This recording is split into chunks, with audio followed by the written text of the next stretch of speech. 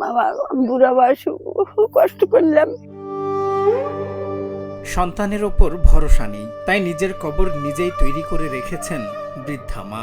জীবনের শেষ বিকেলে এসে এই নির্মম বাস্তবতার মুখোমুখি দাঁড়িয়েছেন এক অভাগী জননী। যে মা সন্তানদের পৃথিবীর আলো দেখিয়েছেন, আজ মৃত্যুর পর একটুখানি দাফন মিলবে কিনা সেই চরম অনিশ্চয়তা থেকে জীবিত থাকতেই তাকে নিজের শেষ ঠিকানা খুঁড়ে রাখতে হচ্ছে। দুটো ছাগল পালছি, আমি না খায় কবর ঢুকছি। এই হৃদয় বিদারক কাহিনীর জন্ম দিয়েছেন বৃদ্ধা আয়েশা খাতুন। কান্নাজড়িত কণ্ঠে তিনি জানান, ছেলেরা সব সম্পদ লিখে নেওয়ার পরেই শুরু করে অমানসিক অবহেলা। দুই ছেলেই তাকে বাড়ি থেকে বের করে দেওয়ার পর আজ ভাঙা ঘরে অন্ধকার আর অনাহারে কাটছে তার দিন রাত। অথচ মায়ের বুক খালি করা সেই সন্তানগুলো আজ সমাজের প্রতিষ্ঠিত সচ্ছল ব্যবসায়ী। বাড়িতে বাই করে দিছে বেটারা, বাবা ওইটা না আমি আগ্রী করাছি। তার বাপ মরে গেছে, বাবা কিছু করে নাই, তারা আমি কি করছি না বাবা, ওটা ভরসা নেই আমার বেটা করে, তার বাবা কি কিছু করে নাই, সত্য কথা বাবা। বেদনাদায়ক এই ঘটনাটি ঘটেছে ঠাকুরগাঁওয়ের ভুল্লি উপজেলার বালিয়া ইউনিয়নের বড় বালিয়া পাইকারমণি গ্রামে। স্বামীর দেওয়া সামান্য জমিতে প্রতিবেশীদের সাহায্যে কোনো মতে মাথা গোজার ঠাঁই পেয়েছেন আয়েশা খাতুন। নিজের সন্তানদের প্রতি চরম অবিশ্বাস থেকে তিনি ঘরের পাশে কবরটি তৈরি করে নীরবে মৃত্যুর প্রহর গুনছেন।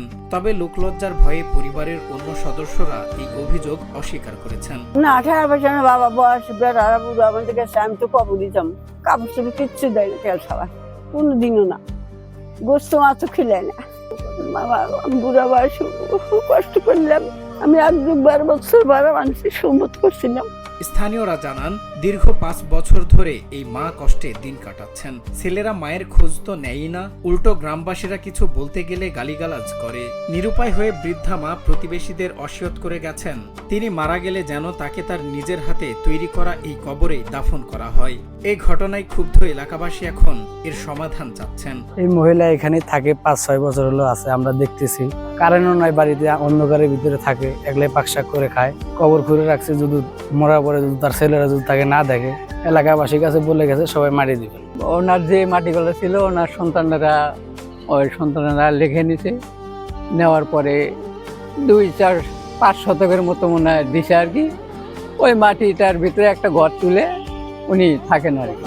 3টা ছেলে কেউ খোঁজ খবর নেয় না, মানে এই জায়গায় পুরো ঘরে একাই থাকে।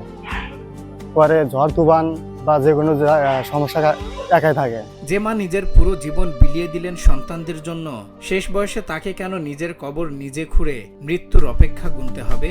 আয়েশা খাতুনের এই শূন্য কবর আজ আমাদের সামাজিক অবক্ষয়কে আঙ্গুল দিয়ে দেখিয়ে দিচ্ছে। এই দৃশ্য আমাদের বিবেকের দরজায় আঘাত করে প্রশ্ন রেখে যায়, আমরা কি সত্যি আমাদের মা বাবার প্রতি দায়িত্ব পালন করছি?